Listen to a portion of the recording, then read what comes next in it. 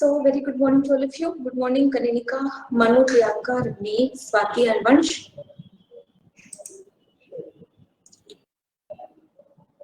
So is that audible properly and visible properly? Can you let me know is that audible and visible properly or not? Okay, that's right. So yesterday we have completed up to the voice race. So who is the first governor of Bengal? Who is the first governor of Bengal? Answer. Ravneet, Swati, Vansh. Answer. Who is the first governor of Bengal? Clive. Who is the first Governor General of Bengal? Who is the first Governor General of Bengal? Hastings. Warren Hastings. Warren Hastings. Who is the first Governor General of India? Who is the first Bentinck? And who is the first Viceroy of India?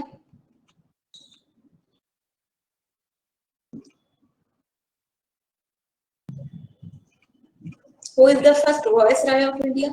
आप लोगों ने एक बार भी PPT revise नहीं की थी class के बाद?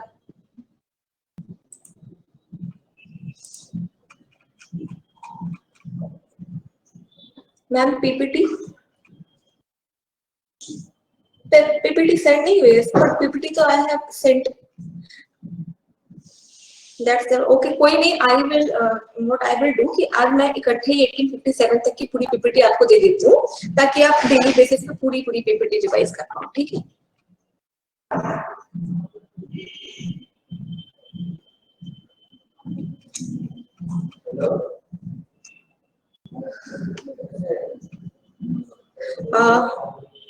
आप इसको जो उसका ये जैसे ये गवर्नर तो क्लाइव तो आपको याद ही रहेगा. अब अगर मान लो ये क्वेश्चन आ जाता है who is the last governor general of Bengal, तो जो पहला गवर्नर जनरल इंडिया का है वही लास्ट गवर्नर जनरल होगा बंगाल का. तो who is the first governor general of India? First governor general है बेंटिंक, है ना. अगर फर्स्ट गवर्नर जनरल बेंटिंक है इंडिया के, तो last governor general of Bengal कौन होंगे? बेंटिंक. ठीक है, ये समझ रहे हो आप कि जो उस समय से कि हेस्टिंग वो पहला गवर्नर था, मतलब उस समय का बंगाल का गवर्नर था. तो who is the last governor of Bengal? तो हेस्टिंग. और हेस्टिंग ये क्या होगा? गवर्नर जनरल ऑफ बंगाल, क्योंकि जो था उसी को उन्होंने पहला बना दिया था. Are you getting or not? आप समझ पा रहे हो कि what I am telling you? जैसे कि अगर ये पूछा जाए who is the last who is the first viceroy of India, तो कैनिंग. तो who is the last governor general of India? तो वही लास्ट गवर्नर जनरल, तो उन्हीं को गवर्नर जनरल को फिर वो उन्होंने क्या बना दिया था? वाइसरॉय बना दिया था. तो अगर क्वेश्चन इस तरीके से भी पूछेगा तो आप आंसर कर पाओगे? अगर क्वेश्चन इस तरीके से भी पूछ लिया जाए, कैन यू आंसर?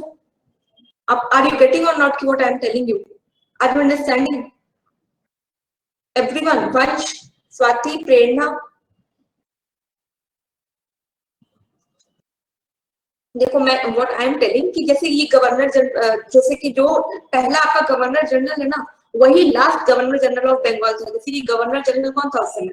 वो आपके हेस्टिंग थे. Hasting governor general of Bengal थे. आप इन्हीं को sorry Bentinck governor general of Bengal थे उस समय.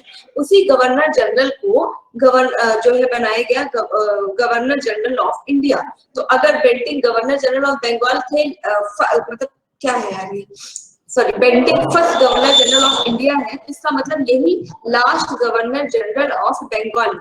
या कैनिंग फर्स्ट वाइसरॉय है इंडिया के, तो ये last governor general of India है. अब आपको समझ में आ रहा है कि मतलब जो उस समय का लास्ट था वो पहला क्या हो गया? वो फर्स्ट हो गया. वेरी गुड मॉर्निंग आदर्श. तो अब समझ में आ रहा है कि अगर क्वेश्चन लास्ट करके भी पूछेगा तो आप कनेक्ट कर पाओगे कि जो पहला होगा, जैसे वॉइस अगर वो पहला होगा तो वही लास्ट हो जाएगा. ठीक है, इस तरीके से भी क्वेश्चन पूछा गया है. That's why I have told you कि आप इसमें कंफ्यूज नहीं करिएगा और ये इतने छोटे क्वेश्चन गलत मत करिएगा.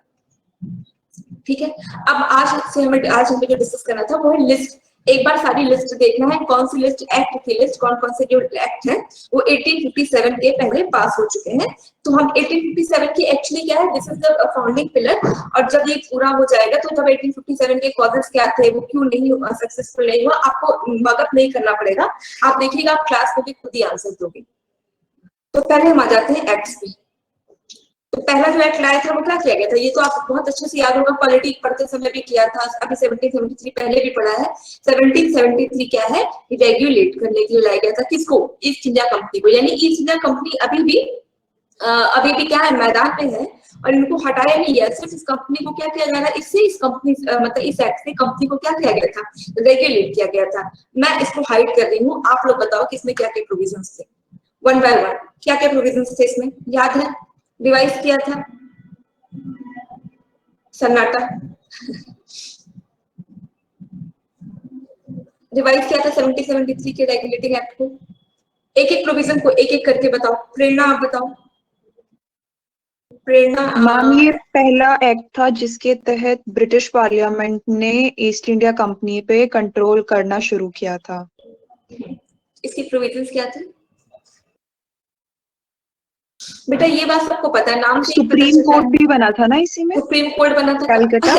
मैंने ये चीज देखी है कि आप लोगों का, कि जब आपको कुछ याद नहीं होता तो आप उसको क्वेश्चन फॉर्म में पूछते हो कि अगर मैं सामने वाले का फेम देख के जज करती हूँ कि क्या मैं सही बता रही हूँ।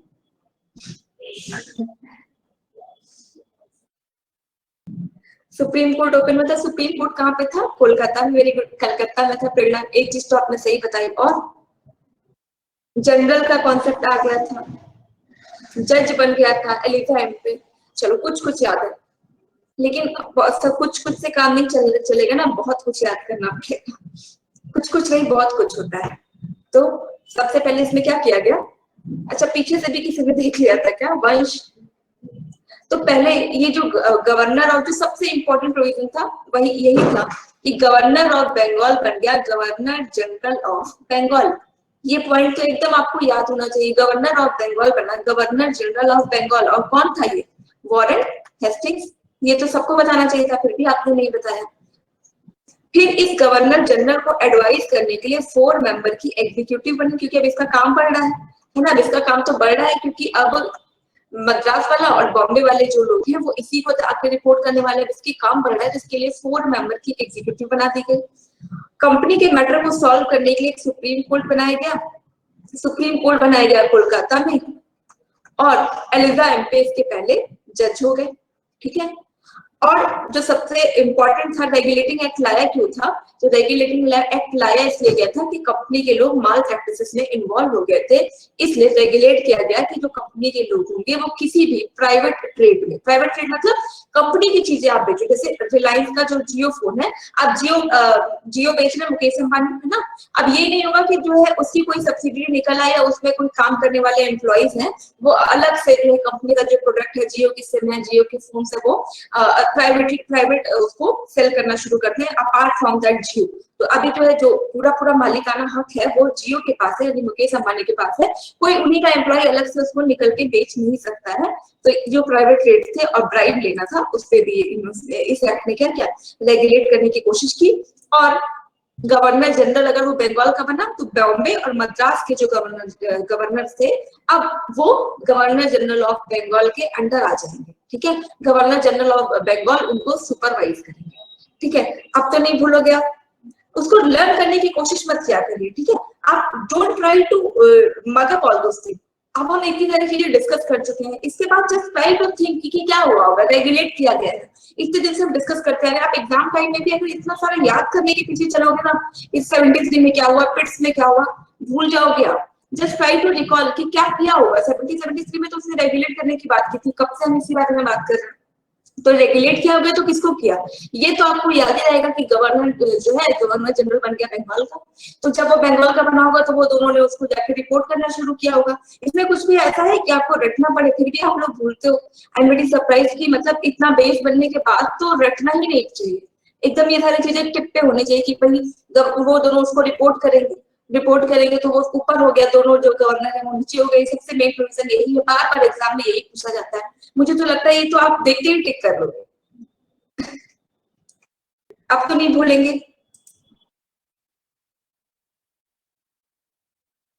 अब अगला है पिट्स। पिट्स भी हम पढ़ चुके हैं, लेकिन मैं पूछूंगी नहीं आपसे क्योंकि आपको टाइम नहीं मिला होगा रिवाइज करने का, ठीक है। तो एक बार हम डिस्कस कर लेते हैं, आप कोशिश करिएगा कि आपको भूलना ना पड़े, ठीक है, मतलब भूलो ही ना, just try to frame a story in your head. आप उसको स्टोरी की फॉर्म में सोचो, क्या हुआ होगा, क्या कर सकते हैं, है ना। ये नहीं कोशिश करिए कि मैं रट लूं, हमें सब एकदम रटा है, रटी हुई चीजें भूलती है। और एसएससी की प्रॉब्लम यही कि बहुत सारा कुछ आपको लर्न करना है, कितना रटोगे। करंट की भी चीजें होंगी, अभी तो आपका ये हिस्ट्री पॉलिटी यही आपने पढ़ा, एंशिएंट तो रटना ही रटना है, ऑल्दो से क्वेश्चंस कम आते हैं पर आते तो नहीं। उसके बाद फिर आपका ज्योग्राफी, वहां पे भी बहुत सारी चीजें जो है वो लर्न करनी पड़ेंगी। तो बहुत ज्यादा अपना फोकस आप लर्निंग पे मत डालिए, कोशिश करिए कि अगर कोई चीज स्टोरी के फॉर्म में या इजीली याद हो पा रही है, एक टाइम लाइन बन पा रही है, तो उसी से कंड करने की कोशिश करिए, ठीक है। अब पिट्स इंडिया, तो पिट्स में क्या, प्लीज अनम्यूट प्रियंका। पिट्स जब हम बात कर रहे थे तो क्या था कि पिट्स उस समय क्या था कि ब्रिटेन के प्राइम मिनिस्टर थे।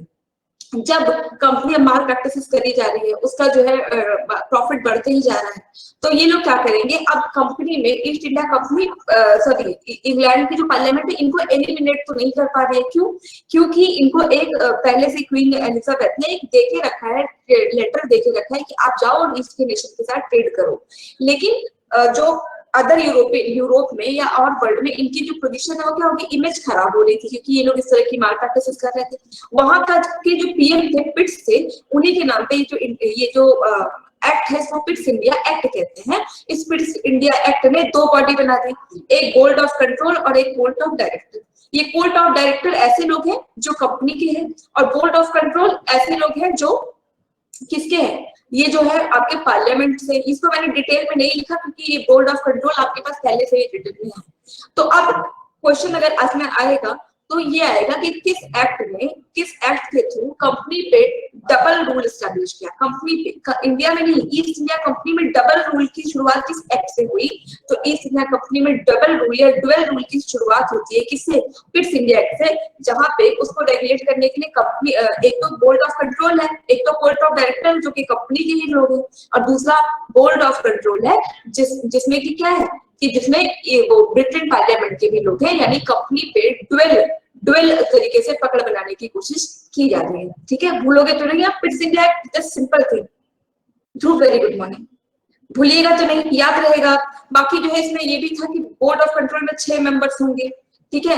ये सारा कुछ हमने पहले ही पढ़ के रखा हुआ है, that's why I am not getting on those things. बस बेसिक चीज ये थी कि 1784 में जो पार्लियामेंट है वो भी अपना कंट्रोल करने की कोशिश कर रही है। ईस्ट इंडिया कंपनी अभी भी है, वो हट नहीं रही है, यानी बोर्ड ऑफ कंट्रोल के नाम से पार्लियामेंट भी आ रहा है, बोर्ड ऑफ डायरेक्टर भी है, दोनों मिलकर ईस्ट इंडिया कंपनी भी क्या कर रहे हैं, ईस्ट इंडिया कंपनी पे डबल अथॉरिटी की शुरुआत हो गई है, ठीक है। तो क्वेश्चन बस इतना ही आएगा कि किस एक्ट से इंडिया में नहीं कंपनी पे डबल होल्डिंग शुरू हुई है, डुअल अथॉरिटी जाके रूल करने की कोशिश कर रही है। तो ये डुअल लोग कहां से आ रहे हैं, ये दो लोग कौन कौन से हैं, एक पार्लियामेंट और दूसरा कंपनी इटसेल्फ। अब तो नहीं भूलिएगा, आदर्श याद रहेगा, डुअल सिस्टम ऑफ कंट्रोल कह सकते हैं।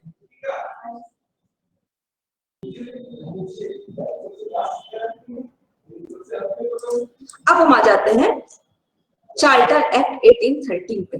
तो जब हम पॉलिटी में आपके साथ डिस्कस कर रहे थे, अगर आपको याद हो तो वहां पे हमने ये समझा था कि पहले आया था रेगुलेटिंग एक्ट। रेगुलेटिंग एक्ट का मतलब जहां पे उसको क्या करे, कंपनी को रेगुलेट करने की बात हो रही है, बिल्कुल कह सकते हैं एक ब्रिटिश क्वीन का और एक कंपनी के लोगों का।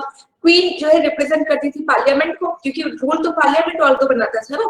तो जो बोर्ड ऑफ कंट्रोल के लोग थे, ये कौन से लोग थे, जो कि ब्रिटिश पार्लियामेंट के लोग थे, ठीक है।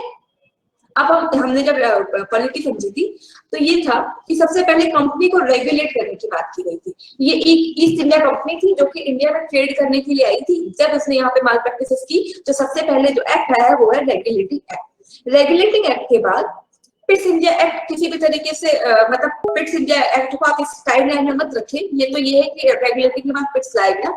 इसके बाद आता है चार्टर एक्ट। ये चार्टर का मतलब क्या होता है, charter is something which is related to that trade. जब ईस्ट इंडिया कंपनी को बहुत ज्यादा प्रॉफिट होने लगा और वो जब ब्रिटेन जाते थे, यहाँ के जो ऑफिसर थे जब वो ब्रिटेन वापस जाया करते थे तो उनके पास बहुत पैसे होते थे, वो लेवाइश लाइफ जिया करते थे।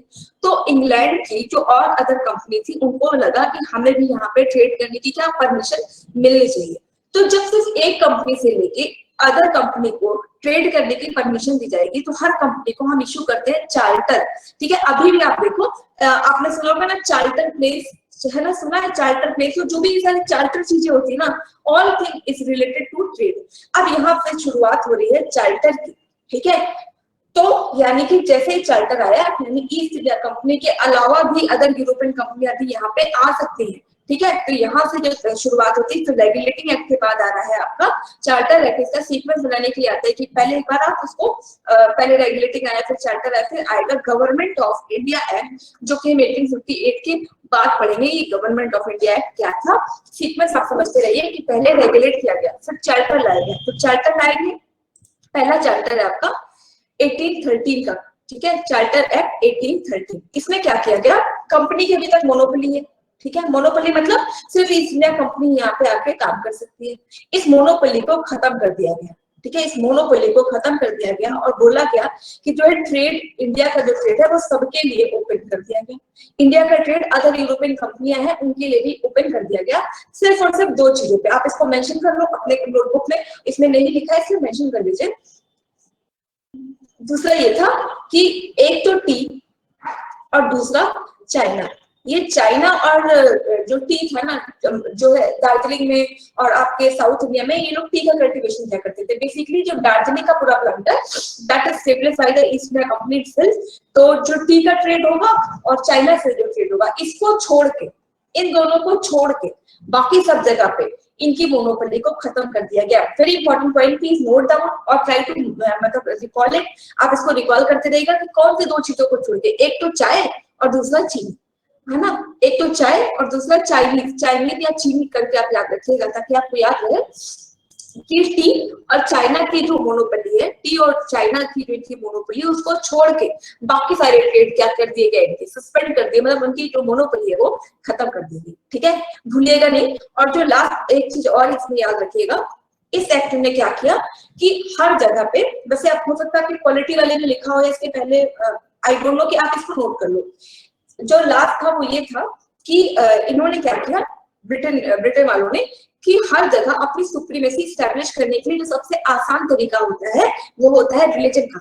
जब हम अपने रिलीजन की सुप्रीमेसी स्टैब्लिश कर देते हैं तो बाकी सारी बातों को दूसरों से मनवाना थोड़ा सा आसान हो जाता है। यही चीज आप देख रहे हो कि मतलब मिडियल में क्या होता था कि जितने भी इन्वेंटर्स आते थे वो क्या करते थे, अपने धर्म को एडवर्टाइज करते थे, ठीक है। तो इन्होंने भी क्या किया, 1830 में क्रिश्चियन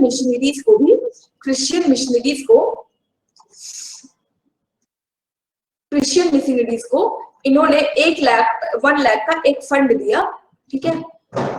1 लाख रुपीस का जो फंड दिया कि जाओ इसमें तुम हमारे रिलीजन को क्या करो, एडवर्टाइज करो। तो क्या क्या 3 बातें याद रखनी है। इस एक्ट में जो ब्रिटेन ईस्ट इंडिया कंपनी है इसकी मोनोपोली को खत्म कर दिया, except for 2 things. What are those 2 things? First is the sugar and second is the tea, and the last कि जो 1 लाख रुपए का फंड एलोकेट किया गया कि क्रिश्चियन मिशनरीज को, कि आप जाओ और इंडिया में क्रिश्चियनिटी को क्या करो, एडवर्टाइज करो, ठीक है। तो क्या क्या था, फिर से प्लीज लेट मी नो, क्या क्या था प्रेरणा, क्या क्या था 1813 के एक्ट में? EIC की सारी मोनोपोली खत्म कर दी, चाय और चीनी को छोड़ के, और क्रिश्चियन मिशनरीज को इंडिया में आकर अपना क्रिश्चियनिटी फैलाने का चांस दे दिया। ठीक है, वेरी गुड। भूलिएगा नहीं क्योंकि इससे जो क्वेश्चन आया है, एक CSSL का क्वेश्चन है कि कौन से एक्ट ने ब्रिटिश ईस्ट इंडिया कंपनी की मोनोपोली को खत्म कर दिया। अगर क्वेश्चन सिंपल ये पूछता है कि किस एक्ट ने ब्रिटिश ईस्ट इंडिया कंपनी की मोनोपोली को खत्म कर दिया, तो आप करोगे 1813 का एक्ट। लेकिन चीनी इज चाइना, हाँ वो जाके आप उसको याद कर पाओ, that's why I have mentioned चीनी। तो और दूसरा चीज, अगर क्वेश्चन आता है कि किस एक्ट ने ब्रिटिश ईस्ट इंडिया कंपनी की मोनोपोली को टोटली खत्म कर दिया, अगर एक वर्ड हो जाए टोटली या मतलब कंप्लीटली, ठीक है, टोटली कंप्लीटली, तो आपका 1833 का एक्ट होगा। अब देखते हैं वो कैसे। ये ब्रिटिश क्वीन के द्वारा नहीं, ये सब पार्लियामेंट्स बना रहे, वहां की जो पार्लियामेंट है वो बना रही है। वो कह सकते हैं कि ब्रिटेन की क्वीन क्या है ना, एक जैसे हमारे यहाँ राष्ट्रपति है, रबर स्टैम्प, वैसे उनकी क्वीन।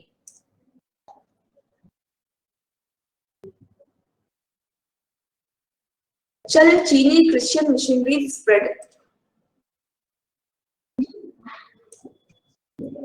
ठीक है। तो अब 1833 का एक्ट क्या है? 1833 के एक्ट ने क्या किया? Governor general of Bengal became governor general of India. सबसे इंपॉर्टेंट पॉइंट तो आपको यही याद रखना है कि बंगाल का गवर्नर जनरल अब पूरे इंडिया का गवर्नर जनरल बन रहा है। और ये कौन है? Lord William Bentinck, Hasting Bentinck Canning, क्या रखिएगा? Hasting Bentinck Canning, just driving kind of word. तो 1833 के एक्ट ने क्या किया? बंगाल का गवर्नर जनरल अब इंडिया का गवर्नर जनरल होगा। क्यों? क्योंकि यहाँ से ईस्ट इंडिया कंपनी की मोनोपोली को अभी पूरी तरीके से खत्म कर रहे हैं। अब चाय और चीनी पे भी नहीं, पूरे के पूरे ट्रेड पे हर ईस्ट मतलब हर कोई कंपनी आ सकती थी। एक्चुअली हर 10-10 साल पे ये एक्ट लाया करते थे, लेकिन हम वही एक्ट को पढ़ते हैं जो that is very very relevant for the examination point of view. Otherwise सारे एक्ट्स को पढ़ने की जरूरत नहीं है। 1830 के बाद एक 23 में भी आया होगा, हर 10 साल पे आता था। 1833 के एक्ट ने क्या किया कि अब चाय और जो चाइना का जो ट्रेड था, इससे भी ईस्ट इंडिया कंपनी को बाहर कर दिया गया। यानी क्या हो रहा है? एक आउटब्रेक हो रहा है, एक बहुत इंपॉर्टेंट मतलब यहाँ पे देखो तो बहुत इंपॉर्टेंट स्टेप लिया जा रहा है। जब ये इंपॉर्टेंट स्टेप लिया जा रहा है तो ये तो बंगाल तो इन्हीं के लोगों की कॉलोनी थी। अब यहाँ पे सेंट्रलाइजेशन की शुरुआत हो रही है कि मतलब हर अब यूरोपियन कंपनी यहाँ पे आएगी तो जो बंगाल का गवर्नर है वो क्या बन जाएगा? Governor general of, sorry, Bengal का गवर्नर जनरल क्या बन जाएगा? Governor general of Bengal. और ईस्ट इंडिया कंपनी की क्या है, जो पूरी की पूरी मतलब पूरा उनका मोनोपोली था, वो मोनोपोली यहाँ से खत्म कर दी गई। लेकिन अब क्या हुआ कि ईस्ट इंडिया कंपनी की जब मोनोपोली खत्म कर दी गई, ये कंपनी थी ट्रेड करने आई थी, ट्रेड की इनकी मोनोपोली खत्म कर दी गई। लेकिन आपने देखा कि इसने सुप्रीमेसी कैसे बनाई थी? अब इंडिया में ना तो कोई नवाब बचा था, ना तो कोई किंग बचा था। जो वैक्यूम था वो वैक्यूम ईस्ट इंडिया कंपनी ना चाहते हुए भी देखो फुलफिल कर रही है। एडमिनिस्ट्रेशन में भी घुस रही है, पॉलिटिक्स में भी जा रही है। तो अब जो ईस्ट इंडिया कंपनी है वो कहीं ना कहीं एडमिनिस्ट्रेटिव पावर वैसे ही बनती जा रही थी। इनसे कॉमर्शियल बॉडी अब ये नहीं बची, कॉमर्शियल बॉडी मतलब ट्रेड वाली बॉडी नहीं बची, ये प्योरली एडमिनिस्ट्रेटिव बॉडी बन चुकी है। ठीक है, यहाँ पे इन्होंने पुलिस और ये सारी पुलिसिंग हो गया, जुडिशरी हो गया, पब्लिक वर्क डिपार्टमेंट हो गया, सीपीडब्ल्यूडी हो गया, सारी कुछ बनाते जा रहे हैं। तो ये कहीं ना कहीं कॉमर्शियल जो बॉडीज होती है वो तो ये नहीं करते मुकेश अंबानी आके हमारा पार्लियामेंट थोड़ी बना देते हैं, वो अपना बस बिजनेस करते हैं। लेकिन यहाँ पे आप देखो तो ईस्ट इंडिया कंपनी हर वो चीज कर रही है जो कि एक एडमिनिस्ट्रेशन से आपकी उम्मीद होती है। रोड भी बनवा रही है, रेलवे भी बनवा रही है ना। तो 1833 के एक्ट में और जो क्या कर दिया, ब्रिटिश कॉमर्स की, ब्रिटिश ईस्ट इंडिया कंपनी की ट्रेड की मोनोपोली को खत्म कर दिया। अब बंगाल का गवर्नर जनरल इंडिया का गवर्नर जनरल बन गया है, और ये वो कौन है? Lord William Bentinck. और ये कॉमर्शियल बॉडी से पूरी तरीके से एडमिनिस्ट्रेटिव बॉडी बन गई है। ठीक है, भूलिएगा तो नहीं, याद रहेगा। 1833 का एक्ट इंपॉर्टेंट एक्ट है। तो अगर क्वेश्चन आता है कि किस एक्ट ने ईस्ट इंडिया कंपनी की ट्रेड की मोनोपोली को टोटली खत्म कर दिया, टोटली अगर वर्ड है तो 1833 का एक्ट है। अगर क्वेश्चन आता है कि बस सिंपली पूछ ले कि किसने मोनोपोली को खत्म किया है, तो 1813 आपका आंसर होगा, depending on the language of the question. ठीक है, 1833 बिल्कुल भूलिएगा नहीं इसको। आदर्श प्रेरणा याद रहेगा। अभी मैं पूछती हूँ लास्ट में, क्लास के बाद मतलब क्लास के लास्ट मिनट्स में आई विल आस्क, ताकि आप बिल्कुल वैसे तो देख के भी बता सकते हो। अब लास्ट, अब दूसरा, अब हम आगे देखते हैं। 1833 के एक्ट से एक चीज और याद रखिएगा कि इंडिया में स्लेवरी सिस्टम बहुत प्रिवलेंट था। स्लेवरी सिस्टम वो जो आदमी मतलब ह्यूमन को एज अ स्लेव ट्रीट करते थे। तो 1833 के एक्ट ने, प्लीज नोट डाउन, ये चीज नोट कर लो, और तो वैसे पॉलिटी में आपने पढ़ा होगा। तो 1833 के एक्ट में क्या किया गया, स्लेवरी को प्रपोज किया गया, मतलब कंपनी ने ये प्रपोज किया कि स्लेवरी को हम पूरी तरीके से इंडिया से खत्म कर देंगे। और 233 में ये प्रपोज कर दिया गया था, खत्म हुई नहीं थी, खत्म हुई है आपके चार्टर एक्ट 1843 में। प्रपोज कर दी गई 33 में स्लेवरी और खत्म हुई 43 में। क्वेश्चन आता है कि कब स्लेवरी को प्रपोज करने की बात की गई है, तो 33 आंसर होगा। खत्म कब हुआ है, तो 43 आंसर होगा। ठीक है, कनिनिका याद रहेगा। तो मतलब अगर ये पूछता है कि when slavery was proposed to end in the India, तो in India तो आपका 33 होगा। और खत्म कब हुआ है, तो 43 आंसर होगा। ठीक है, खत्म कब किया गया, किस एक्ट से पूरी तरीके से खत्म हो गया है, तो एबॉलिश हो गया है। तो एबॉलिश हुआ था 43 में, प्रपोज हुआ था 33। ठीक है, दोनों ही क्वेश्चन आ सकते हैं, तो इसमें बिल्कुल कंफ्यूज नहीं करना है। ये बहुत सिंपल क्वेश्चन है, ये क्वेश्चन तो बिल्कुल भी गलत नहीं होने चाहिए। ठीक है, अब आ जाते हैं चार्टर एक्ट 1853 पे। इस चार्टर एक्ट 1853 से देखिए क्या हो रहा है। लेजिस्लेटिव एग्जीक्यूटिव फंक्शन जो है गवर्नर जनरल की काउंसिल, मतलब गवर्नर जनरल की काउंसिल तो 70-73 में बन गई थी। अब लेकिन वो जो 70-73 में बनी थी वो बंगाल के गवर्नर के लिए बनी थी। यहाँ पे जब पूरे इंडिया का वो गवर्नर जनरल बन रहा है तो ये क्या करता था कि अब पहले तो कंपनी सब कुछ थी, कंपनी देखा करती थी, अब कंपनी क्या है एडमिनिस्ट्रेटिव पावर जो है होल्ड कर रही है। तो एडमिनिस्ट्रेटिव पावर दो चीजों से चलता है, एक तो आपका कानून बनाओ, दूसरा कानून को इम्प्लीमेंट कराओ। तो 1853 का एक्ट कहता है कि लेजिस्लेटिव पावर अलग, एग्जीक्यूटिव पावर अलग, यानी कानून बनाने के लिए दूसरे लोग होंगे, कानून को एग्जीक्यूट कराने के लिए दूसरे लोग होंगे। तो गवर्नर जनरल की पॉलिसी को सेपरेट किया गया, लेजिस्लेशन को अलग किया गया और जो एग्जीक्यूटिव पार्ट था उसको अलग कर दिया गया।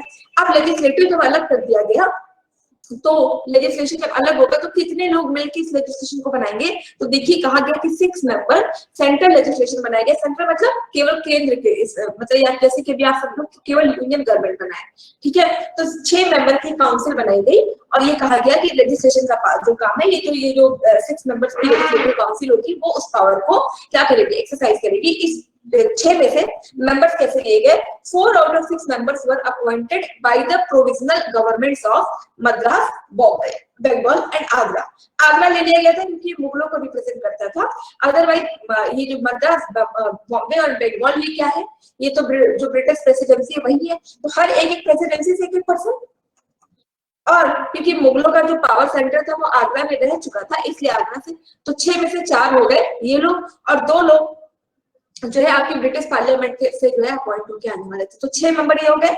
उसके बाद जो सबसे इंपॉर्टेंट चीज जो याद रखनी है, हमने ये समझा कि इंडिया में ब्रिटिश सुप्रीमेसी को स्टैब्लिश करने में तो सबसे ज्यादा जो 3 चीजों ने जिसमें सबसे ज्यादा तीन जो सबसे इंपॉर्टेंट है जिन्होंने यहाँ पे इनकी सुप्रीमेसी को बनाया है वो कौन कौन है? तो पहला है लैंड रेवेन्यू। लैंड को लेके आप देखोगे कुछ ना कुछ सिस्टम हर गवर्नर जनरल ने यहाँ पे लाया है, जमींदारी, परमानेंट, रैयतवाड़ी, महालवाड़ी। तो land, second civil services and third and the most important is army. तो आर्मी, पुलिस और सॉरी आर्मी, लैंड और सिविल सर्विसेज ने ईस्ट इंडिया कंपनी को यहाँ पे बनाए रखा है। तो इसी एक्ट में 1853 के एक्ट ने एक ओपन कंपटीशन की बात की।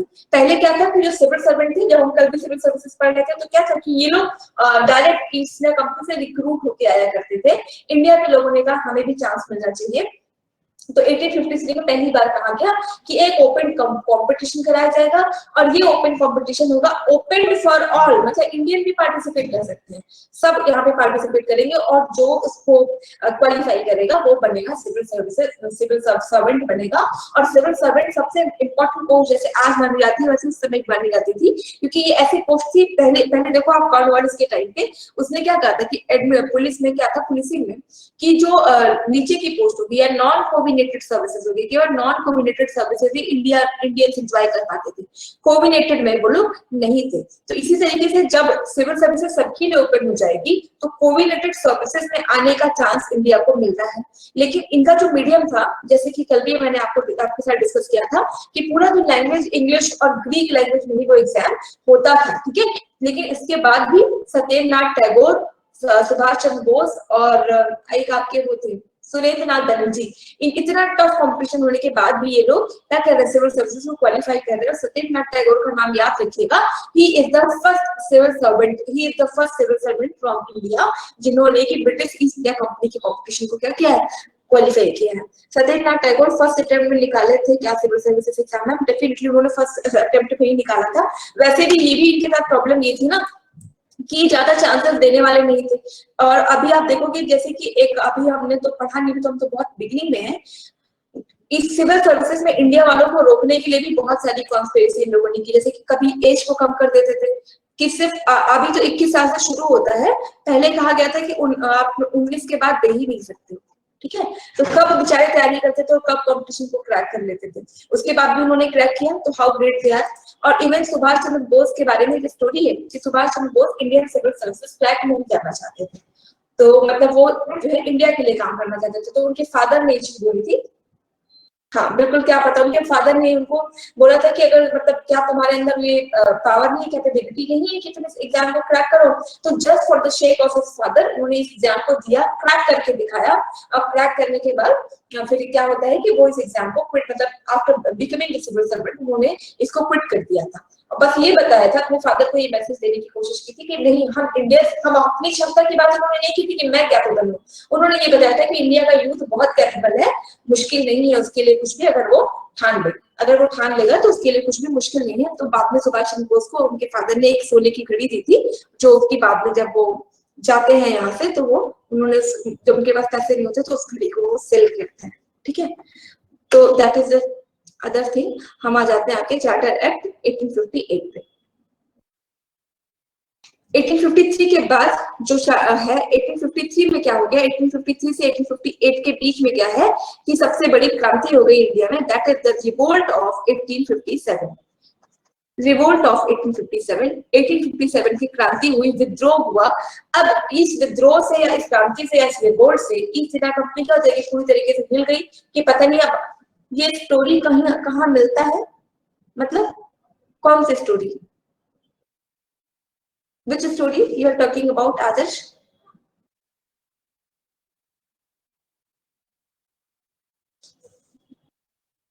आदर्श कौन सी स्टोरी?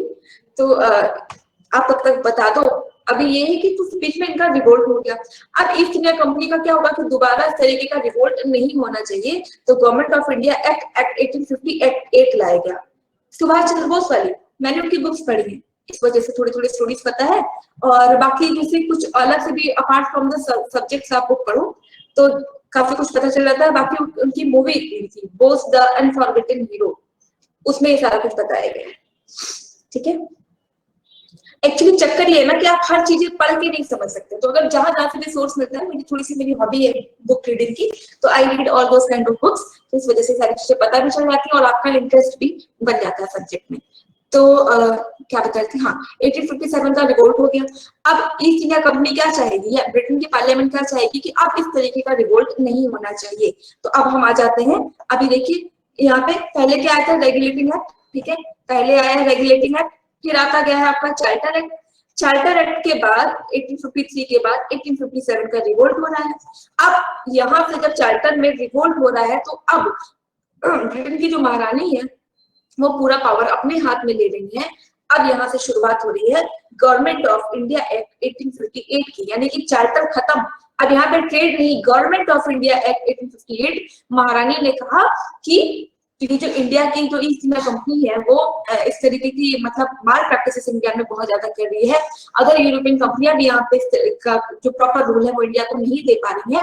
अब इंडिया में शुरुआत होगी डायरेक्ट क्वीन के शासन की, डायरेक्ट क्वीन आएगी और क्या किया जाएगा, जो गवर्नर जनरल ऑफ इंडिया है वो बनेंगे वॉयसराय ऑफ इंडिया। वॉयसराय मतलब महारानी के रिप्रेजेंटेटिव। अब यहाँ के लोगों को लगेगा कि बस महारानी आ गई, अच्छे दिन आ गए, अच्छे दिन आने वाले हैं, पहले लग रहा था, यहाँ पे देखो इनको लग रहा है कि अच्छे दिन आ गए। तो गवर्नमेंट ऑफ इंडिया एक्ट आप समझोगे तब जब अच्छे से समझ में आएगा, जब आप पढ़ लोगे 1857 का रिवोल्ट। यानी कि 1857 का रिवोल्ट होता है, क्रांति होती है। क्रांति जो है सक्सेसफुल नहीं होती है, बहुत इजीली एकदम इजीली वे में ईस्ट इंडिया कंपनी ने उसको क्रश कर दिया था। लेकिन अपनी इमेज को अच्छी करने के लिए आप क्या करेंगे, जो क्वीन है वो डायरेक्ट बोलेगी कि क्वीन का जो है अब रूल इंडिया में होगा। अब हम देखो कि कैसे आपके अच्छे दिन लेके आते हैं। जो भी आप लोगों को प्रॉब्लम हुई वो ईस्ट इंडिया कंपनी की वजह से थी। ईस्ट इंडिया कंपनी के रूल को पूरी तरीके से खत्म किया जाएगा और शुरुआत हो रही है आपकी क्वीन के मतलब क्राउन के जो इंपीरियल कहते हैं इंपीरियल पावर की शुरुआत हो रही है, क्राउन के पावर की शुरुआत हो रही है। तो इसलिए अब एक्ट क्या हो गया, गवर्नमेंट ऑफ इंडिया एक्ट 1858। अब इसका मतलब अगर आपसे मतलब ऑर्डर में लगाने के लिए आता है तो पहले क्या किया गया, पहले कंपनी को रेगुलेट किया गया, फिर चार्टर लाया गया और जब चार्टर खत्म हो गया, अब जब क्वीन आ रही है तो फिर क्या आएगा, गवर्नमेंट ऑफ इंडिया एक्ट 1858। आप लगा पाओगे इसको ऑर्डर में? पहले क्या होगा, पहले रेगुलेट करेंगे, फिर चार्टर एक्ट आएगा, फिर गवर्नमेंट ऑफ इंडिया एक्ट आएगा। ठीक है, भूलिएगा नहीं, इसको याद रहेगा आपको। मैम डे आफ्टर यस्टरडे मेरा रिजल्ट आया, सीए इंटरमीडिएट किया, वेरी गुड। रिजल्ट में क्या हुआ, आप क्वालिफाई कर गए।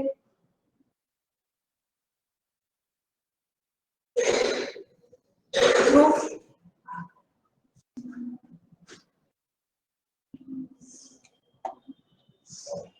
very good Dhruv, and heartiest congratulations from my side and from whole of the class. I'm very happy कि इतने अच्छे स्टूडेंट्स सामने बैठे हैं और इनको ग्रूम करने का मौका मिल रहा है। Very good Dhruv, keep it up और आप अभी तो ये तो शुरुआत है, अभी तो आपने कहते सफलता की पहली सीढ़ी चढ़ी है, अभी तो बहुत बड़ी छलांग लगाना बाकी है। Is that? अभी तो सिर्फ अभी आप जुगनू की तरह चमके हैं, बहुत जल्दी ही आप स्टार की तरह चमकिए, ताकि किसी हम तो बस यहाँ से नीचे से देख के ये खुश होंगे कि ये हमारे बच्चे हैं। ठीक है, तो अब आ जाते हैं, very very congratulation Dhruv. And अब हम आ जाते हैं आपके लैंड रेवेन्यू सिस्टम पे। 1857 का रिवोल्ट होगा, उसके बाद 1858 का एक्ट आया है।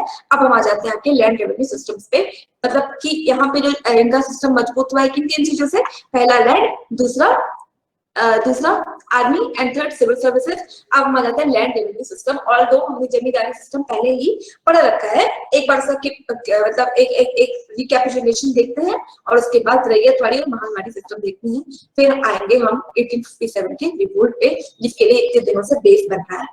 ठीक है, इसके पहले कोई डाउट है? Any doubt? इसके पहले का कोई डाउट है? Then you can ask.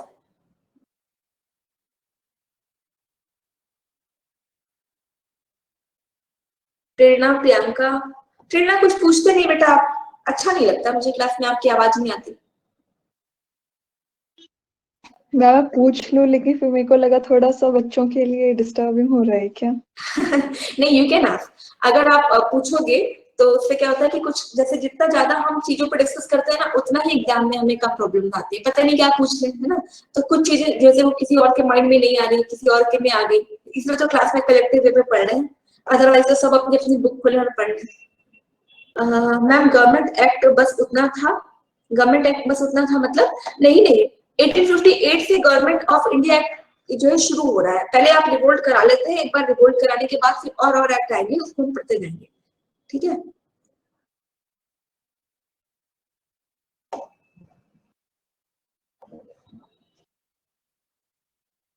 see Prerna Dhruv is also saying कि you can ask। वैसे आप सब एक्सप्लेन कर ही रहे हैं पूरा पूरा, okay, पूछ लूंगा अगर जरूरत पड़ी तो। बिल्कुल बिल्कुल पूछिएगा ही, जरूरत पड़ी तुरंत पूछेगा।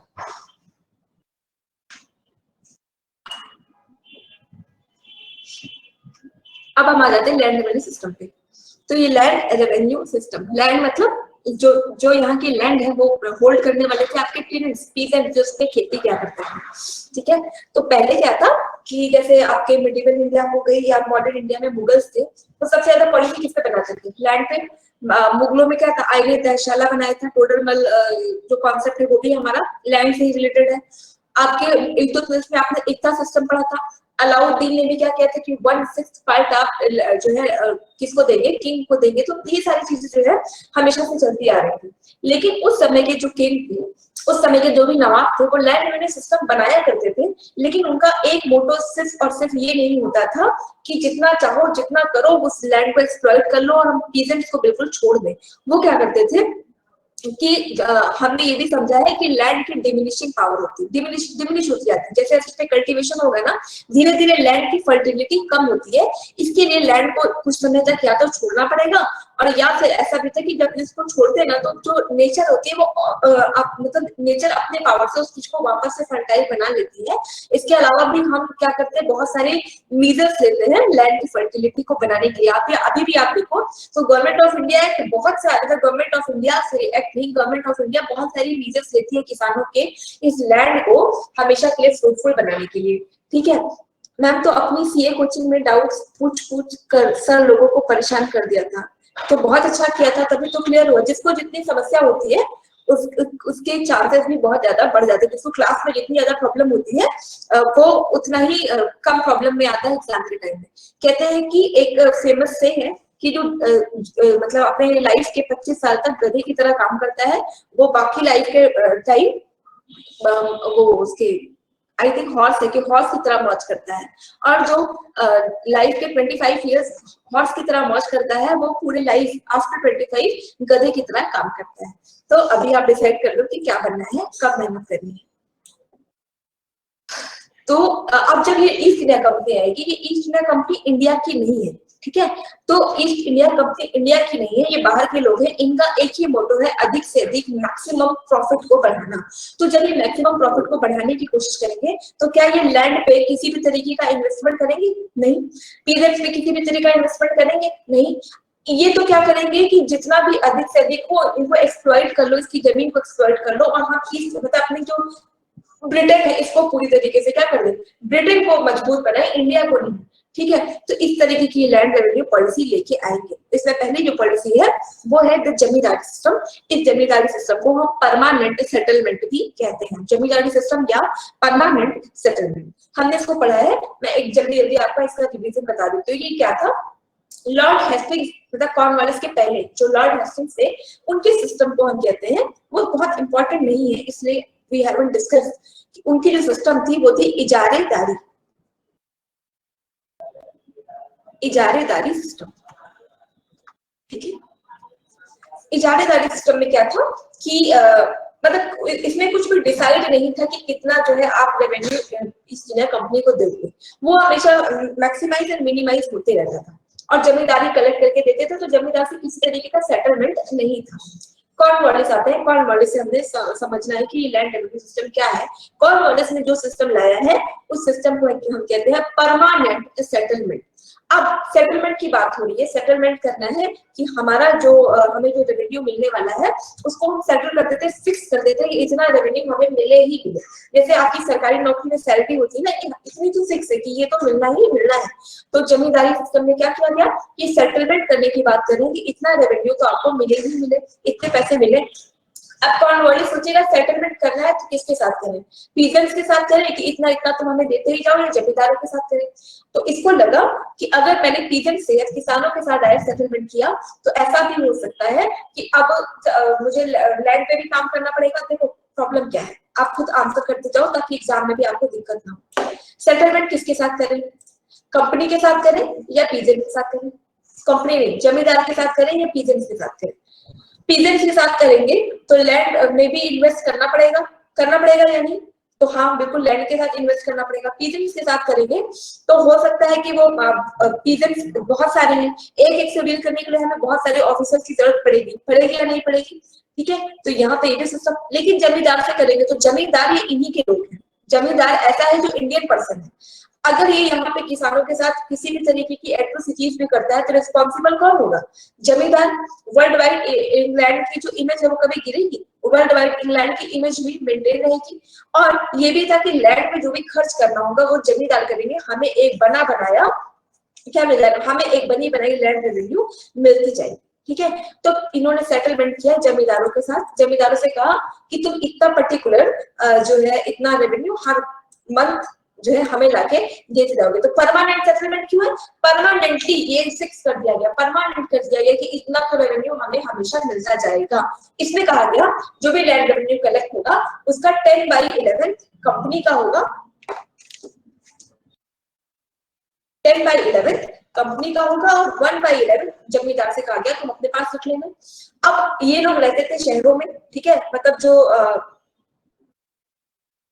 कह सकते हैं बिल्कुल मिडिल मैन काइंड ऑफ लोग ही है ये, बिचौलिए। और इसीलिए जो है किसान तब भी परेशान था, किसान आज भी परेशान है। आज अगर आप सोचते हो, जब मैंने यूपीएससी का इंटरव्यू दिया था तो मेरे से एक क्वेश्चन उन्होंने ये पूछा था, please don't mind just for your knowledge I am sharing, कि ये भी क्वेश्चन आया था कि पहले तो इतनी सारी एक्सप्लॉयटेशन होती थी किसानों की, फार्मर्स की इतनी सारी एक्सप्लॉयटेशन होती थी, इसके बाद भी हमने कभी ये नहीं सुना कि फार्मर्स ने सुसाइड कर लिया। और आज हम अपने देश में रहते हैं, अपने देश के लोग हमें चलाते हैं, फिर भी ऐसी क्या परेशानी आ गई कि हमारे फार्मर्स को सुसाइड करना पड़ता है? तो this question has been asked to me in the UPSC examination. तो अब हम आ जाते हैं क्या पढ़ाते हैं कि 10/11 लेता था आपका जमींदार, और 10/11 हो गया आपके कंपनी के पास, और 1/11 जो बचा क्या आंसर क्या दिया? अच्छा आंसर ये था, मैं मतलब व्हाट आई थॉट कि हम सुसाइड कब करते हैं कि जब हमारे पास सारी होप खत्म हो जाती है, जब कोई होप ही नहीं बचती, तो जब कुछ बचा ही नहीं तो हम क्या करेंगे? सुसाइड कर लेंगे। और जब ईस्ट इंडिया कंपनी थी तो किसानों में कहीं ना कहीं होप थी कि या तो जमींदार मतलब ईस्ट इंडिया कंपनी को पता चल जाएगा तो कंपनी भी बात सुन लेगी, या मेरे पास मतलब किसानों को ये भी लगता था कि अगर महारानी को ये बात पता चलेगी तो फिर वो मतलब यहाँ तो राजा रानी का कॉन्सेप्ट है ना कि जिस दिन महारानी को पता चल गया कि इस किसान के साथ इतना परेशान किया है जमींदार ने तो जरूर वो एक्शन लेंगे। तो एक होप थी जो उसको मतलब क्या करती थी, बना के रखती थी, जिंदा करके रखती थी। लेकिन आज की इंडिया में हमारे पास होप ही नहीं है, हम लड़ाई करें तो करें किससे? फार्मर्स के पास ये भी होप ही नहीं बची, क्योंकि एक्सप्लॉइट करने के लिए जो लोग हैं वो कहीं ना कहीं गवर्नमेंट के ही लोग हैं, होप खत्म हो जा रही है। इसलिए आज का जो फार्मर है वो सुसाइड करने के लिए क्या है, बाउंड है, वो करे तो क्या करे, क्योंकि अब होप ही नहीं है। होप एक ऐसी चीज है जो हमें जिंदा रखती है, होप खत्म हो जाता है तो हम सुसाइड करते हैं। हाँ, यस,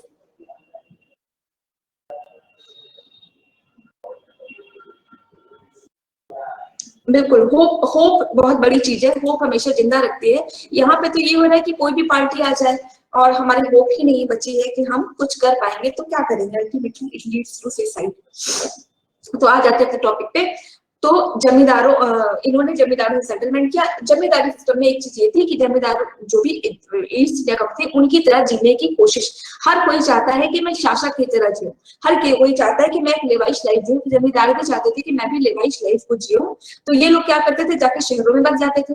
शहरों में बसने की वजह से क्या हुआ कि इन्होंने एक और बीच का जो पर्सन है वो यहाँ पे इमर्ज होगा, एक बीच का पर्सन इमर्ज हुआ। उससे कहा गया कि तुम जाके लैंड रेवेन्यू कलेक्ट करो, तुम जमींदार को दोगे, जमींदार कंपनी को देगा।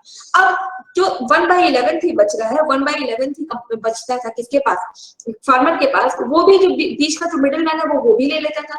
अब यहाँ पे आप देखो किसानों का कितना घोर एक्सप्लॉइटेशन हो रहा है कि किसान के पास बची कितना रहा, सिर्फ खाने भर का भी बचता है या नहीं बचता है, उसके बेसिस पे पूरा का पूरा पैसा कहाँ जा रहा है, या तो जमींदार के पास, मिडिल मैन के पास। एक चेन बन गई, मिडिल मैन फिर जमींदार, उसके बाद फिर कंपनी। दूसरा कंपनी ने एक सिस्टम और ला दिया जिसको हम कहते हैं दूरम, एक मतलब सिस्टम ला दिया जिसको कहते हैं सनसेट लॉ। सनसेट लॉ में ये कह दिया गया कि अगर इस डेट तक आपने कंपनी के पास 10/11 शेयर जमा नहीं किया तो आपसे जमींदारी छीन ली जाएगी।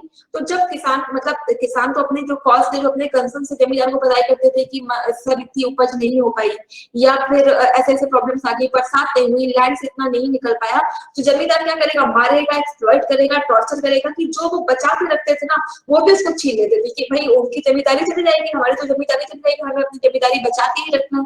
तो क्या करते थे, एक्सप्लॉइट करके जो भी किसानों के पास है वो भी ले लिया करते थे। तो जमींदारी सिस्टम में आपको याद क्या रखना है, पहले तो इसको इंट्रोड्यूस किसने किया, ये इंट्रोड्यूस किया है आपके लॉर्ड कॉर्नवालिस ने। लॉर्ड कॉर्नवालिस ने इसको इंट्रोड्यूस किया है। इसमें सेटलमेंट किया गया किसके साथ, जमींदारों के साथ। जमींदार क्या करेगा, फार्मर से लैंड रेवेन्यू कलेक्ट करेगा, 10/11 ये जमा करा देगा कहाँ, ईस्ट इंडिया कंपनी के पास, जो बच्चा वो इसका है। इसने 2 लॉ लाया, एक दूरपासी, यानी कि दूरपासी मतलब एक खुद जाके सिटी में बस जाते थे, और एक मिडिल मैन को भेजते थे कि जाओ तुम लैंड रेवेन्यू कलेक्ट करो।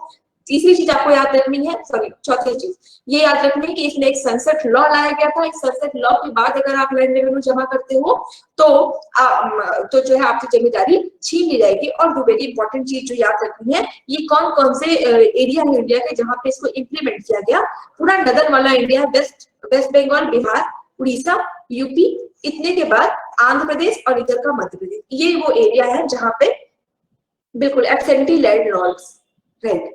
तो ये एरिया है जहां पे जमींदारी जो सेटलमेंट है, परमानेंट सेटलमेंट है, जिनको ये इन एरियाज में इंट्रोड्यूस किया गया है। ये पॉइंट्स आप याद रखिएगा, जो कि मैंने बोल्ड कर दिया था। ये जो बोल्ड वाले पॉइंट्स है इनको हमें याद रखना है। अच्छा, आप लोगों को शीट मिल गई होगी ना, एक शीट मैंने शेयर कर दी थी, कब की है, परसों कर दी थी शायद, उसकी हिस्ट्री की मॉडर्न हिस्ट्री के क्वेश्चन उसमें, वो शीट मिल गई है आपको, उसको सॉल्व कर लीजिएगा। तो फ्राइडे हमारा इस वीक का जो लास्ट क्लास है वो फ्राइडे है, फ्राइडे को क्वेश्चन हम सॉल्व कर लेंगे, तब तक 1857 का रिपोर्ट करा लेते हैं, ठीक है। अब अगली है रैयत वाली। रैयत मतलब किसान, किसान, रैयत मतलब किसान। यहाँ पे जो सेटलमेंट है, जब ये जो सेटलमेंट, पहले का सेटलमेंट जमींदारों से हुआ, रैयत वाले सिस्टम में जो सेटलमेंट किया गया वो डायरेक्ट रैयत, डायरेक्ट ईजन से किया गया। तो इसमें क्या याद रखना है, पहले वाले सेटलमेंट में सेटलमेंट किसके साथ हो रहा है, जमींदार के साथ, लेकिन रैयत वाले में जो सेटलमेंट लाया गया वो डायरेक्ट किसानों से लाया गया। बेसिकली जो रैयत वाली सिस्टम है, रैयत वाली सिस्टम को इंट्रोड्यूस किया गया है आपके सदर्न इंडिया में। नॉर्थ इंडिया में बेसिकली जमींदारी सिस्टम थे। देखो आप यहाँ के जो है, आंध्र प्रदेश को छोड़ दो तो बाकी वेस्ट बंगाल, बिहार, उड़ीसा, यूपी, ये सब नदर्न इंडिया है। नदर मतलब ये वाला इंडिया, यहाँ पे जो है जमींदारी सिस्टम थी। जो सदर्न इंडिया के पार्ट है, यहाँ पे रैयतवाड़ी सिस्टम को इंट्रोड्यूस किया गया है। क्यों आपको क्या लगता है सदर्न इंडिया में रैयतवाड़ी क्यों लाया गया है? क्योंकि सदर्न इंडिया में ज्यादातर जो थे सामंत लोग थे, है ना, आपके चोल चेर पांड्य छोटे छोटे राज्य थे। तो यहाँ पे जो सामंत वालों में इंडिविजुअल हमेशा प्राइम होता है।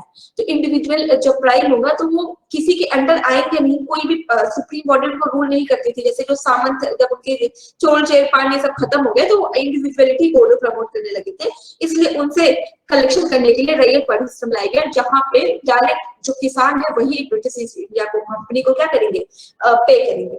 उस जो परमानेंट सेटलमेंट है उसको इंट्रोड्यूस किया कॉर्नवालिस ने। इसको इंट्रोड्यूस किया है captain Alexander Read and sir Thomas Munro. ठीक है, ये याद रखिएगा, बेसिकली मुनरो का नाम ज्यादातर एग्जाम में पूछा है। तो थॉमस मुनरो ने इंट्रोड्यूस किया है आपके रैयतवाड़ी सिस्टम को। और ये जो है आपके मद्रास प्रेसिडेंसी के गवर्नर थे। मद्रास प्रेसिडेंसी साउथ की है, तो मद्रास प्रेसिडेंसी के हेक्टर मुनरो गवर्नर थे। और साउथ इंडिया में जो पॉलिसी इंट्रोड्यूस की गई है it is known as the ryotwari, जहाँ पे इंडिविजुअल कल्टिवेटर्स को रैयत कहते हैं। रैयत मतलब प्रजा या किसान या पीजेंट या टेनेंट। तो रैयत जो है डायरेक्ट क्या करेगा, रैयत जो है आपको लैंड रेवेन्यू जो है कंपनी को पे किया करेगा। अब थोड़ा सा देख के लग रहा है कि अब थोड़ा किसानों के लिए अच्छा हो गया ना, नहीं थोड़ा सा आपको नहीं लगता कि चलो अब ठीक है, अब बेचारा किसान सीधे जो है ईस्ट इंडिया कंपनी को पैसा देता होगा, अब इसके सारे दुख दर्द खत्म। लग रहा है आपको रैयतवाड़ी सिस्टम पढ़ के कि मतलब अब तो चलो कोई बात नहीं, अब सब कुछ सही हो गया, अब किसान सीधे जैसे पहले नवाब को पैसा दिया करता था अब सीधे कंपनी को देगा, कोई प्रॉब्लम की बात नहीं होगी। क्या आपको लगता है ऐसा हुआ होगा? थोड़ा थोड़ा लग रहा है, ये सर नो? रवनीत, प्रियंका, मनु, ऐसा लगता है कि कथा चल रही है, सब बोलते ही नहीं, आराम से बस बैठे रहते। नहीं लग रहा है ma'am, all the systems were after intro of government of India. नहीं, वी आर जस्ट डिस्कसिंग कि अब ये तो कॉर्नवालिस तो आपका पहले आ गया था, 1793 में ये सिस्टम था। ठीक है, ये आपका 1926 में था। ये तो मैंने कहा ही नहीं कि ये गवर्नमेंट ऑफ इंडिया एक्ट के बाद हम पढ़ रहे हैं। एक्चुअली हम इस यहाँ पे टाइमलाइन बना के पढ़ भी नहीं सकते कि इसके बाद ये हुआ, अगर इतना पढ़ने लगेगी तो बहुत टाइम लग जाएगा। ठीक है, we are discussing all those crux. देखा जाए तो मेरी जमीन मेरी फसल पर टैक्स तुम्हें दूं, नहीं इतना। अरे वो तो मुगल बादशाह भी तो टैक्स लिया करते थे। वैसे ये थोड़ा सा लगता है कि चलो ठीक है, अब किसान जैसे राजा को दिया करते थे। Transfer to state means transfer directly to company. हाँ, मतलब यहाँ पे कंपनी को दे रहे थे ना, स्टेट को नहीं। अब तो कंपनी एडमिनिस्ट्रेटिव पावर मतलब कंपनी को सीधे सीधे टैक्स दे देंगे, तो जैसे राजा को पहले देते थे अब कंपनी को दिया करेंगे। तो एक तरफ से लगता है कि चलो ठीक है, ये मे भी एक्सप्लॉयटेटिव नहीं होगी। यहाँ पे देखो एक्सप्लॉयटेशन हुआ तो कैसे। बिल्कुल, मनु ने जो है सही बात बताई कि जब नवाब को वो पैसा दिया करते थे तो नवाब उस लैंड की फर्टिलिटी को बढ़ाने के लिए, पीजेंट्स के वेलविशिंग के लिए, उनके वेलविश के लिए भी यहाँ पे बहुत सारी पॉलिसी बनाया करते थे। लेकिन रैयतवाड़ी सिस्टम ने इन्होंने डायरेक्टली सेटलमेंट तो कर लिया किसानों से कि तुम हमें ही दिया करोगे, अब बीच का जमींदार खत्म, अब हम और आप मिलकर देखा करेंगे। लेकिन इन्होंने जमीन की जो फर्टिलिटी है उसको बढ़ाने के लिए अभी भी कोई एफर्ट डालने की कोशिश नहीं करेंगे। पहला एक्सप्लॉयटेशन ये। दूसरा एक्सप्लॉयटेशन ये था कि जो हम इंडिया के लोग थे, इंडिया के लोग ज्यादातर जो उगाया करते थे, हमारी जो क्रॉप्स थी वो कहते हैं हम लोग जैसे एक होता है ना मोटा अनाज, इसकी खेती किया करते थे। मोटा अनाज जैसे आपका मक्का हो गया, आपके ज्वार हो गया, ठीक है, ज्वार मक्का और बाजरे, इसकी खेती किया करते थे। एक तो ये बहुत न्यूट्रिशियस फूड होता है, दूसरा ये जो हम अपने लैंड में यही चीजें उगाया करते थे। लेकिन जो इंग्लैंड के लोग थे वो खाते थे फाइन, यानी कि एकदम जो पुलाव वाले राइस होते हैं ना, उस तरीके की राइस की कल्टीवेशन इंग्लैंड के लोग उसको प्रमोट करते थे। तो रैयतवाड़ी सिस्टम में जब इंग्लैंड के लोगों ने डायरेक्टली सेटलमेंट किया, ईस्ट इंडिया कंपनी ने डायरेक्ट किसानों से सेटलमेंट किया, तो ये अपने मतलब की चीजें इन लोगों से उगाना शुरू कर दी, जिसको हम कहते हैं बागानी फसल। बागानी फसल मतलब जैसे चाय, ठीक है, चाय की खेती, कॉटन की खेती, इसकी खेती कराने की कोशिश करेंगे। और जो भी खाने की चीजें उगाने की जो कोशिश थी वो उन चीजों को जो सूट करती थी ईस्ट इंडिया मतलब कि इंग्लैंड के लोगों को, उस चीजों को यहाँ पे उगाने की कोशिश करेंगे। अब आपका चाहे से कॉटन की खेती हो, फलों की खेती हो, फूलों की, जो बागानी फसलें होती हैं इनकी खेती थोड़ी सी एक्सपेंसिव होती है और इसको बहुत ज्यादा देखभाल की जरूरत होती है। जैसे अभी आप देखो तो ज्यादातर जो किसानों का सुसाइड होता है ना, वो महाराष्ट्र के जो किसान है ये लोग ज्यादा सुसाइड करते हैं। क्यों? क्योंकि इनकी जो फसलें वो बागानी फसलें, ये कैश क्रॉप्स को उगाने की कोशिश करते हैं। कैश क्रॉप, टी, कॉटन, तो इसमें जो है लुक आफ्टर करने के मतलब इतना ही बारिश चाहिए, इतना ही धूप चाहिए, इतने सर्टेन अमाउंट की फर्टिलिटी चाहिए, ठीक है। उतना अगर रेशियो थोड़ा सा भी गड़बड़ हुआ क्रॉप खराब हो जाएगी। तो और इसको इन्वेस्टमेंट भी बहुत ज्यादा चाहिए। नील की खेती, नील व्हील की खेती लोग कराया करते थे, तो इसके लिए किसानों के पास इतने पैसे तो होते नहीं थे। अब यहाँ एक नया सिस्टम इमर्ज हो रहा है, वो है साहूकार। साहूकार लोग आएंगे। अभी साहूकार से क्या करेंगे कि इंटरेस्ट में पैसे लेंगे और बागानी फसलों को लगाएंगे, कैश क्रॉप्स को लगाएंगे। और वो कैश क्रॉप्स जो है इंग्लैंड वालों को तो बहुत फायदा देता था, क्योंकि कैश क्रॉप्स महंगे होते थे। चाय वाय की डिमांड बहुत ज्यादा यूरोप में थी, तो उसको ये लोग बेचा करते थे, वो बहुत महंगे थे। हमें उस चीजों की जरूरत नहीं थी, हम तो कैश क्रॉप की हमें क्या जरूरत है, हम नहीं उगाते थे कैश क्रॉप, हम तो मोटे अनाज खाया करते थे। लेकिन जबरदस्ती अपनी चीजों को जब उगाया गया और कैश क्रॉप की वजह से क्या हुआ, लैंड की फर्टिलिटी भी रिड्यूस हो रही है, क्रॉप्स का भी लॉस हो रहा है। उसने क्या किया कि यहाँ पे भी पीजेंट्स का एक्सप्लॉयटेशन आपका बना रहा। और ये लोग क्या करते थे, पूरा पूरा कलेक्ट करके इंग्लैंड में भेज दिया करते थे। कैश क्रॉप्स से क्या हुआ, एक नया सिस्टम इमर्ज हुआ जिसको कहते हैं साहूकार, जो हाईएस्ट इंटरेस्ट पे इनको पैसे देते था। और ये लोग क्या है कि किसान से तो ले लिया, उसको महंगे में वहां पे इंग्लैंड में बेचेंगे, तो वो तो फायदा हो ही रहा है। किसान अपनी चीजों को जो उगा रहा है वो भी इनको दे रहा है। मतलब आप देखो दोनों हाथों में, जिसको कहते हैं लड्डू, की उनका सामान लो, मतलब सामान भी ले रहे हो, एज अ टैक्स किसान से भी आप वो चीज ले रहे हो, तो वो तो आपको फ्री हो गई। उसको आप यूरोप के मार्केट से बेच रहे हो, तो वहां से पैसे ले रहे हो, तो डबल डबल कमाई हो रही है रैयत वाली सिस्टम से। तो रैयत वाली सिस्टम भी आपका एक्सप्लॉयटेटिव ही बना रहा। और लास्ट जो सिस्टम था वो था आपका महालवाड़ी सिस्टम। ये महालवाड़ी क्या था, बस 1 मिनट का है, तो जस्ट प्लीज लिसन। और तो आपका टाइम हो गया, जस्ट 1 मिनट का ही बचा है। कि महालवाड़ी सिस्टम ये जो है उसको इंट्रोड्यूस किया आपके कॉर्नवालिस ने, जमींदारी सिस्टम को। रैयत वाली को इंट्रोड्यूस किया हेक्टर मोनरो ने, और महालवाड़ी सिस्टम को इंट्रोड्यूस किया है होल्ट मैकेंजी ने। ये महाल का मतलब होता है गांव, पूरा का पूरा विलेज। यहाँ पे जो है सिस्टम लाया गया कि एक काम करो, हम लैंड रेवेन्यू जमींदार से नहीं लेंगे, पूरा का पूरा जो गांव का हेडमैन होगा, गांव के जो सरपंच होंगे, प्रधान होंगे, तो मतलब ऑल्दो क्या होता था, जो गांव का सीनियर सिटीजन होता था वो वहाँ के प्रधान वगैरह होते थे, सरपंच होते थे, हेडमैन होते थे।